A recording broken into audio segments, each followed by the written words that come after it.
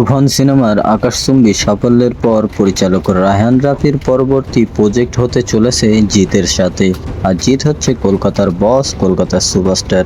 আর এই জিতকে নিয়েই এবার সিনেমা তৈরি করতে যাচ্ছে পরিচালক রায়হান রাফি, যার সিনেমার নাম হতে চলেছে লায়ন।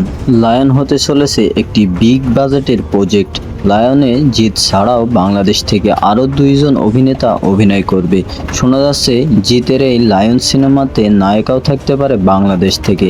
বাংলাদেশের যে 2টি গুণী অভিনেতার নাম শোনা যাচ্ছে তার মধ্যে উল্লেখযোগ্য চঞ্চল চৌধুরী এবং শরীফুল রাজ। আমরা ইতিমধ্যে ভারতের বিভিন্ন সিনেমাতে দেখতে পেয়েছি যে বিভিন্ন সিনেমার ইউনিভার্স তৈরি হচ্ছে। এবার সেই ইউনিভার্স তৈরি করতে যাচ্ছে পরিচালক রায়হান রাফি। শোনা যাচ্ছে যে লায়ন সিনেমাতে তুফানের একটি কেমিও থাকবে।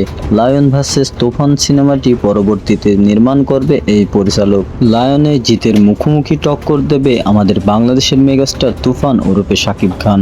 জিত ভার্সেস মেগাস্টার শাকিব খান এক সিনেমাতে আসলে তোমাদের কেমন লাগবে সেটি অবশ্যই আমাদের কমেন্ট বক্সে জানাবে। আর তুমি জিতের ভক্ত না শাকিব খানের ভক্ত সেটিও আমাদের জানাতে পারো।